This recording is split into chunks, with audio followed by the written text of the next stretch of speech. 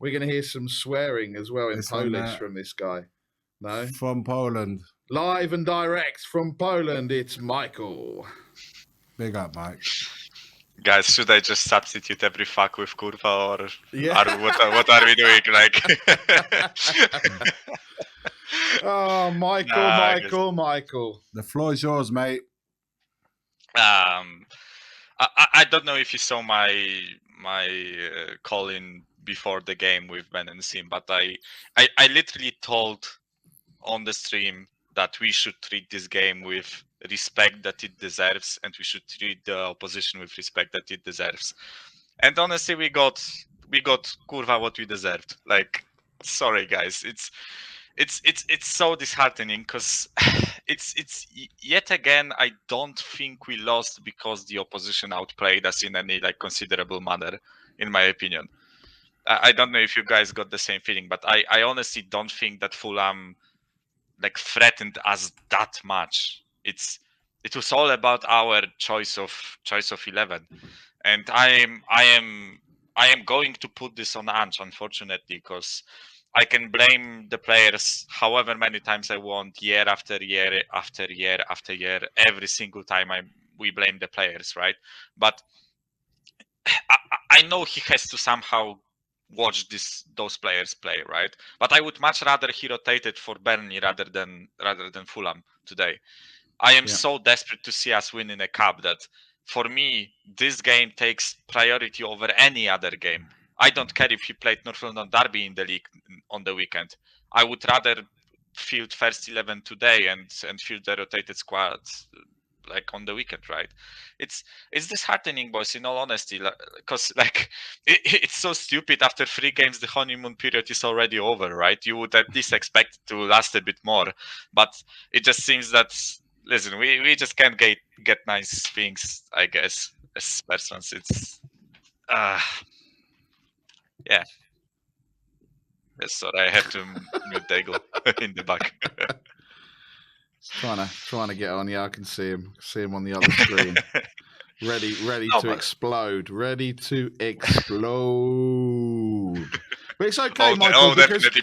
Michael is fine, right? Because we've got 8 signings coming in before the end of the transfer window on Friday. And we've got 8 leaving. And we've got 8 leaving, so we're all right, aren't we? Yeah, bullshit, mate. We got 2 at best, and one of them is Brennan fucking Johnson. So sorry, Brennan Kurva Johnson. So yeah, it's also, I voiced my opinion about that guy too. But listen, I think we just approached this game in a strange way. I think we never should have rotated 9 players. I think. Why do you feel that he did that, Mike? Why do you feel that he felt the need to do that? I'm trying to think outside my own head and go with Ange Postecoglou's head, if that is even possible. Yeah. But I'm trying to think from his point of view why he felt in an in and out match where 90 minutes you're either in or you're out. Why would he choose tonight and not perhaps a league game or 2 league games further down the line to find out about these players? Why do it on a night where probably the best chance we had of winning any kind of silverware is in fact in this very cup, the Carabao Cup? Yep. Why would he choose to do that tonight? Have you asked yourself that question? As soon as I saw this lineup, I knew something is cooking up. And you know, it's like everyone can say in hindsight, yeah, of course I knew that we are going to get knocked out. But like that, I felt uneasy after I saw. I was worried. Yeah, I felt uneasy after seeing this lineup because I understand the willingness to give some players a chance, right? I understand that he wanted to see Solomon. I understand that he wanted to give Richarlison another chance, right? To prove himself, to show something for him. I understand why he maybe rested Bissouma because he looked really leggy. I understand that he wanted to preserve Maddison, right? Because Maddison is the focal point of this club, right? But I don't understand making 9 changes. I understand making 5 or 6, but I think we should have done half thing. Like the core should have been there. I have no idea why Romero was rested, right? I have no idea why Pape Matarsar didn't start, right? If Højbjerg is going out, he most likely will leave the club in 2 or 3 days. Why the F is he playing, right? He should not be playing this game, and you could clearly see by his attitude in this game that he wasn't didn't interested. care. No. Yeah, he wasn't interested. Why would he give a fuck about us going out of the cup if he's going to be a United player in 2 days? I guess he will be captain because of that, right?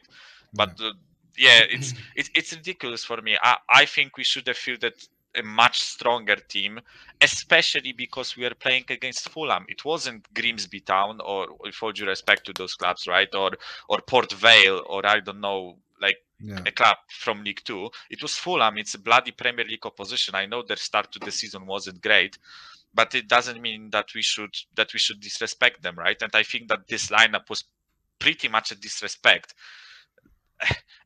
Again, I mean that in a way. I don't think that Ange looked at Fulham and said, "Fuck those guys," or those guys are too weak. I can field whoever I want.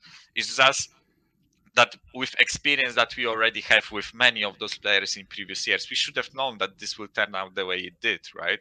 And it's like we can even talk about individual performances, right? We already talked about Højbjerg. He was absolutely useless today. Like the difference in class between Højbjerg and Bissouma is like day and night, pretty much, right?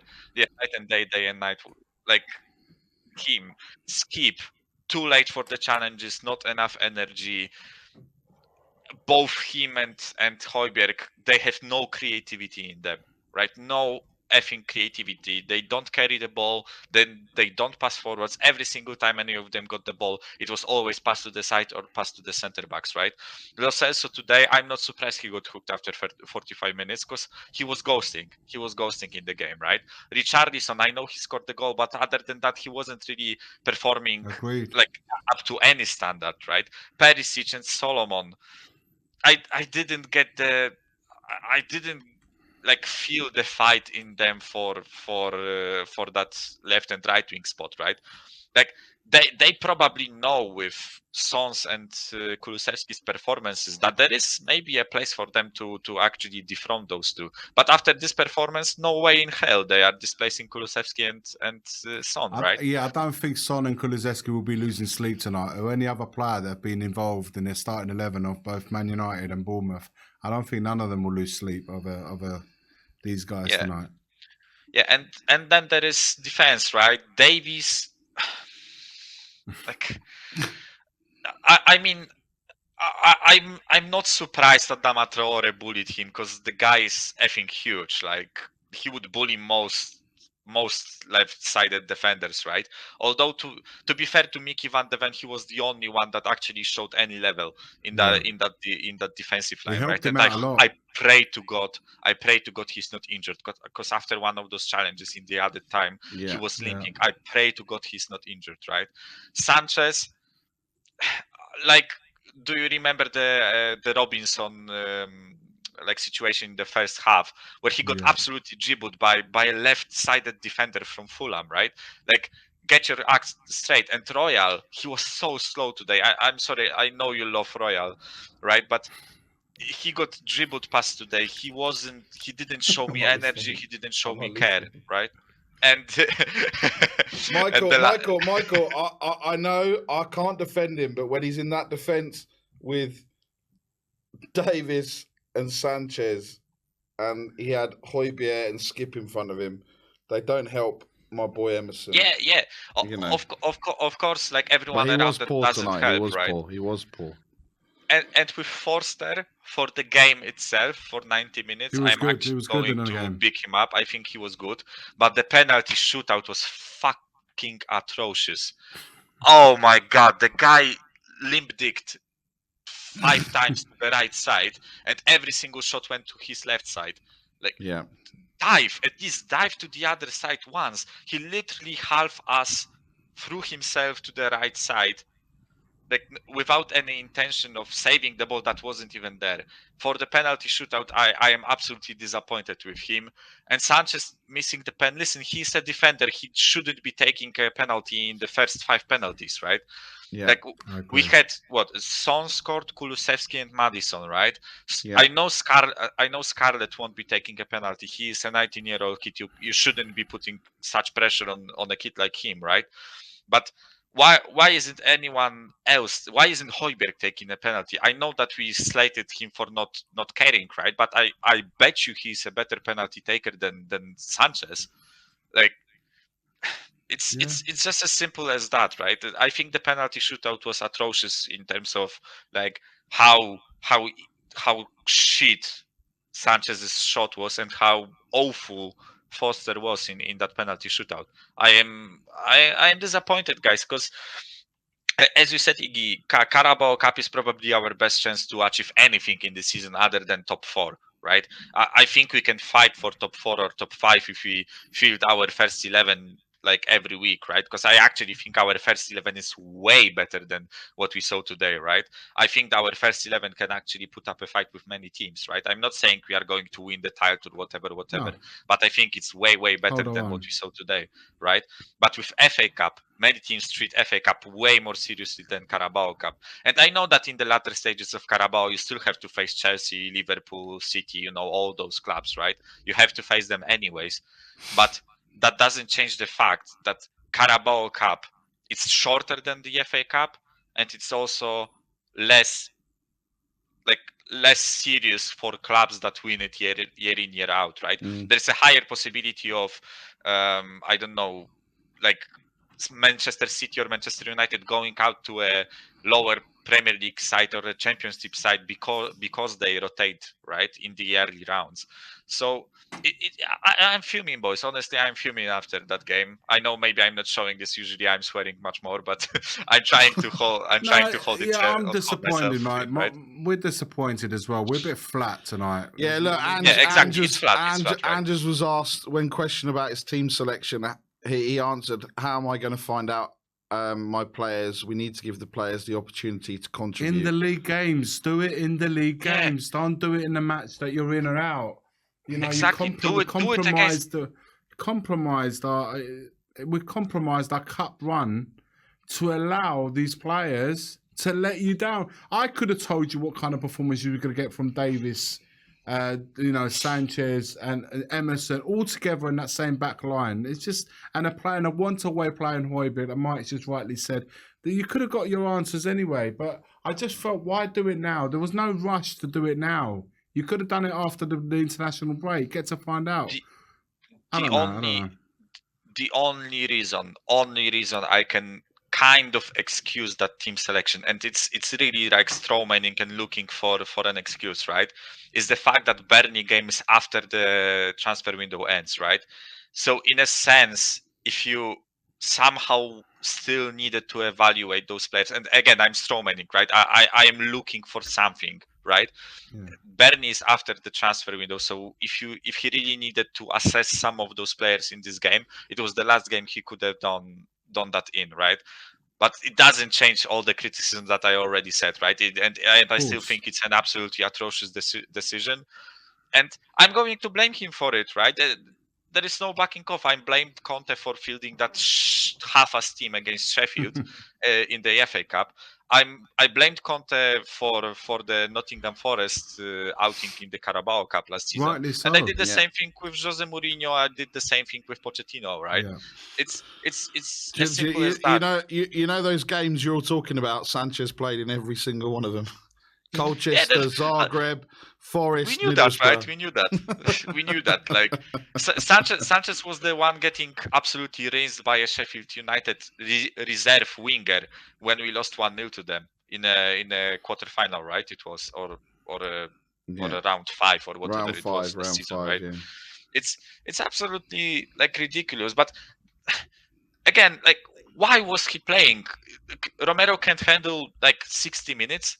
In like Madison can handle 45.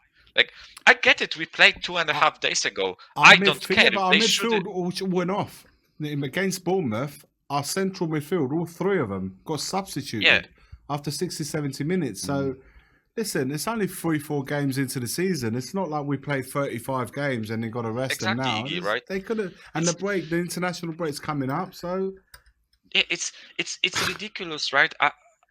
Like seriously, it just doesn't make sense to me. It doesn't matter.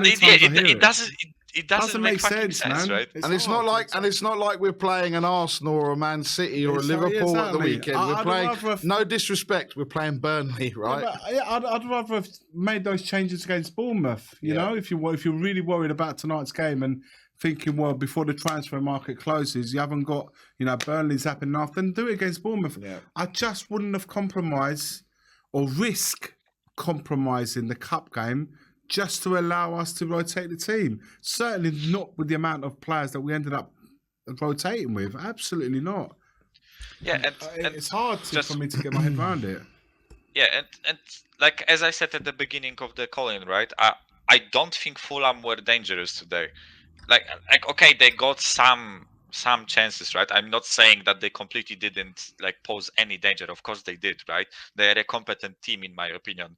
But I seriously think if we fielded our something close to first 11, maybe rested Bissouma and Maddison, let's say, right? Yeah. I think if we fielded our 9 or 8, we would have been 2-0 up in 60 minutes, and we could have rotated all of them for Los Angeles, Højbjerg, Skip, etc. And Højbjerg and Skip, actually, one thing Højbjerg did good in the previous 2 games was when we were secure, right? When we were 2-0 up, he was okay in defending the scoreline, right? But he's so useless when it comes to creativity. You went 1-0 down, and concluding, there was nothing. And concluding in front of goal was awful as well. Oh yeah, that situation that he wasted. Jesus Christ! I was screaming at the TV. Bloody hell, that was so useless. But yeah, it's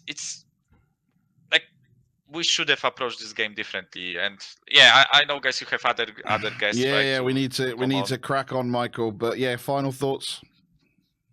I don't know. I've got plenty. We go again against Burnley, Michael. Have our hopes and dreams wrecked again for another game. Yeah. All right, Michael. Big up. It's a shame, guys. It's a shame. Thanks for your call, my man. We'll see you again soon. Thanks, Mike. Take care, man.